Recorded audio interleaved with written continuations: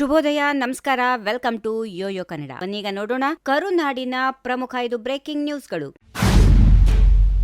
ದೆಹಲಿ ಸ್ಫೋಟದ ರೂವಾರಿಗಳನ್ನ ಪರಪ್ಪನ ಅಗ್ರಹಾರ ಜೈಲಲ್ಲಿರುವ ಉಗ್ರನು ಸಂಪರ್ಕ ಮಾಡಿದ್ನಾ ಅಂತ ತನಿಖೆ ಆಗಬೇಕೆಂದು ವಿಪಕ್ಷ ನಾಯಕ ಆರ್ ಅಶೋಕ್ ಒತ್ತಾಯಿಸಿದ್ದಾರೆ. ದೆಹಲಿ ಸ್ಫೋಟದ ಬಗ್ಗೆ ಕೇಂದ್ರ ಸರ್ಕಾರ ಕ್ರಮ ಕೈಗೊಳ್ಳಲಿದೆ. ಕೇಂದ್ರ ಗೃಹ ಸಚಿವ ಅಮಿತ್ ಶಾ ಅವರು ಸ್ಥಳ ವೀಕ್ಷಣೆ ಮಾಡಿದ್ದಾರೆ. ಪಾಕಿಸ್ತಾನ ಮೂಲದ ಭಯೋತ್ಪಾದಕ ಸಂಘಟನೆಗಳ ಕೈವಾಡದ ಶಂಕೆ ಇದೆ. ಕರ್ನಾಟಕದಲ್ಲೂ ಕೂಡ ಜೈಲುಗಳಲ್ಲಿರುವ ಭಯೋತ್ಪಾದಕರು ಎಲೆಕ್ಟ್ರಾನಿಕ್ ವ್ಯವಸ್ಥೆ ಬಳಸುತ್ತಿದ್ದಾರೆ. ದೆಹಲಿ ಸ್ಫೋಟದ ರೂವಾರಿಗಳನ್ನ ಪರಪ್ಪನ ಅಗ್ರಹಾರ ಜೈಲಲ್ಲಿರುವ ಉಗ್ರನು ಸಂಪರ್ಕ ಮಾಡಿದ್ನಾ ಅನ್ನೋದರ ಬಗ್ಗೆ ತನಿಖೆ ಆಗಬೇಕು. ಹೀಗಾಗಿ ಜೈಲಿನಲ್ಲಿ ಮೊಬೈಲ್ ಬಳಸಿದ ಪ್ರಕರಣದ ಬಗ್ಗೆ ಎನ್ಐಎ ತನಿಖೆ ಆಗಬೇಕು. ಮೊಬೈಲ್ ಬಳಸಿದ ಉಗ್ರನಿಗೂ ದೆಹಲಿ ಕಾರ್ ಸ್ಫೋಟಕ ಸಂಬಂಧ ಇರಬಹುದು. ಸಂಬಂಧ ಇದ್ರೆ ಈತನ ಪಾತ್ರ ಏನಿದೆ ಅಂತ ತನಿಖೆ ನಡಿಬೇಕು. ಪರಪ್ಪನ ಅಗ್ರಹಾರದಲ್ಲಿರುವ ಉಗ್ರರು ಹೈಟೆಕ್ ಉಗ್ರರು. ಇಂಥವರ ಮೇಲೂ ಸರ್ಕಾರ ನಿಗಾ ಇಡಬೇಕೆಂದು ಆಗ್ರಹಿಸಿದರು.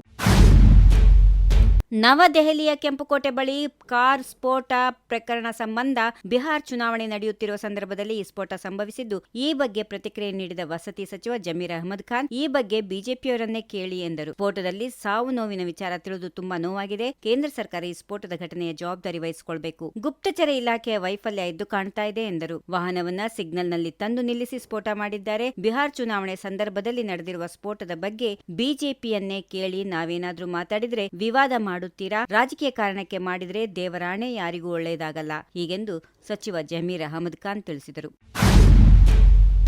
ದೆಹಲಿ ಕೆಂಪುಕೋಟೆಯ ಬಳಿ ಕಾರು ಬ್ಲಾಸ್ಟ್ ಪ್ರಕರಣಕ್ಕೆ ಸಂಬಂಧಪಟ್ಟಂತೆ ಪ್ರಧಾನಿ ನರೇಂದ್ರ ಮೋದಿ, ಕೇಂದ್ರ ಗೃಹ ಸಚಿವ ಅಮಿತ್ ಶಾ ರಾಜೀನಾಮೆಗೆ ಆಗ್ರಹಿಸಿದ ಸಚಿವ ಪ್ರಿಯಾಂಕ್ ಖರ್ಗೆಗೆ ವಿಧಾನ ಪರಿಷತ್ ಸದಸ್ಯ ಸಿಟಿ ರವಿ ತಿರುಗೇಟು ನೀಡಿದ್ದಾರೆ. ದುರ್ಬುದ್ಧಿ ಇರುವವರಿಗೆ ಬುದ್ಧಿ ಹೇಳಲು ಆಗಲ್ಲ, ಮೂರ್ಖರಿಗೆ ಬುದ್ಧಿ ಹೇಳಿ ಏನು ಪ್ರಯೋಜನ ಇಲ್ಲ. ಕೇಂದ್ರದಲ್ಲಿ ಕಾಂಗ್ರೆಸ್ ಸರ್ಕಾರವಿದ್ದಾಗ ಪ್ರತಿದಿನ ಸ್ಫೋಟ ಸುದ್ದಿ ಬರುತ್ತಿತ್ತು. 2014ಕ್ಕೂ ಮುನ್ನ ವಾರ ತಿಂಗಳಿಗೊಂದು ಬಾಂಬ್ ಸ್ಫೋಟ ಆಗ್ತಿತ್ತು. ಈಗ ಮತ್ತೆ ಉಗ್ರರು ಬಾಲ ಬಿಚ್ಚಿದ್ದಾರೆ. ಇದರಲ್ಲಿ ವೈದ್ಯರು ಭಾಗಿಯಾಗಿರುವುದು ದುರ್ದೈವ. ಭಯೋತ್ಪಾದನೆಯನ್ನ ಬೇರು ಸಮೇತ ಕಿತ್ತು ಹಾಕಬೇಕು. ಮಾನವ ಕುಲಕ್ಕೆ ಇದು ಮಾರಕ ಎಂದರು. ದೆಹಲಿ ಬ್ಲಾಸ್ಟ್ ಬಿಹಾರ್ ಚುನಾವಣೆಯಲ್ಲಿ ಬಿಜೆಪಿ ವಿರುದ್ಧವಾಗಿ ಪ್ರಭಾವ ಬೀರಬಹುದು ಎಂದು ಮುಖ್ಯಮಂತ್ರಿ ಸಿದ್ದರಾಮಯ್ಯ ಅಭಿಪ್ರಾಯಪಟ್ಟಿದ್ದಾರೆ. ನಗರದಲ್ಲಿ ಸುದ್ದಿಗೋಷ್ಠಿಯಲ್ಲಿ ಅವರು ಮಾತನಾಡುತ್ತಾ, ದೇಶದಲ್ಲಿ ಚುನಾವಣೆ ವೇಳೆಯಲ್ಲಿಯೇ ಏಕೆ ಬಾಂಬ್ ಬ್ಲಾಸ್ಟ್ಗಳು ಆಗುತ್ತಿವೆ ಎಂಬ ಸುದ್ದಿಗಾರರ ಪ್ರಶ್ನೆಗೆ ಪ್ರತಿಕ್ರಿಯೆ ನೀಡುತ್ತಾ, ಈ ಬಗ್ಗೆ ಕೇಂದ್ರ ಸರ್ಕಾರವೇ ಉತ್ತರ ನೀಡಬೇಕು. ಕೇಂದ್ರವೇ ತನಿಖೆ ನಡೆಸಿ ಇದಕ್ಕೆ ಉತ್ತರಿಸಲಿ ಎಂದರು. ಬಾಂಬ್ ಬ್ಲಾಸ್ಟ್ಗಳು ಆಗಬಾರದು. ಅಮಾಯಕರ ಜೀವಹಾನಿ ಬೇಸರದ ಸಂಗತಿ. ಬಾಂಬ್ ಸ್ಫೋಟದಲ್ಲಿ ಅಮಾಯಕ ಜನ ಸತ್ತಿದ್ದಾರೆ. ಚುನಾವಣಾ ಸಂದರ್ಭದಲ್ಲಿ ಯಾಕೆ ಆಗುತ್ತೆ ಗೊತ್ತಿಲ್ಲ. ಭದ್ರತಾ ವೈಫಲ್ಯ ಬಗ್ಗೆ ನನಗೆ ಗೊತ್ತಿಲ್ಲ. ಭದ್ರತಾ ವೈಫಲ್ಯದ ಬಗ್ಗೆ ತನಿಖೆ ಆಗಲಿ ಎಂದು ಅವರು ಹೇಳಿದರು.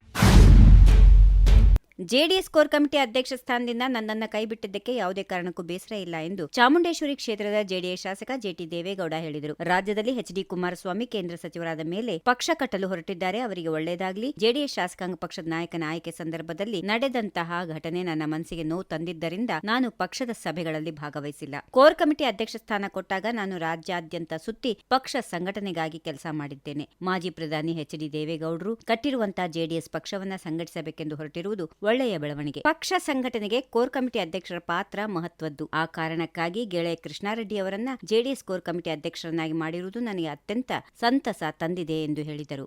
If you like this video, ಬೇಗ ಲೈಕ್ ಮಾಡಿ, ಕಾಮೆಂಟ್ ಮಾಡಿ, ಶೇರ್ ಮಾಡಿ ಹಾಗೂ ಯೋಯೋ ಟಿವಿ ಕನ್ನಡವನ್ನು ಸಬ್ಸ್ಕ್ರೈಬ್ ಮಾಡಿ.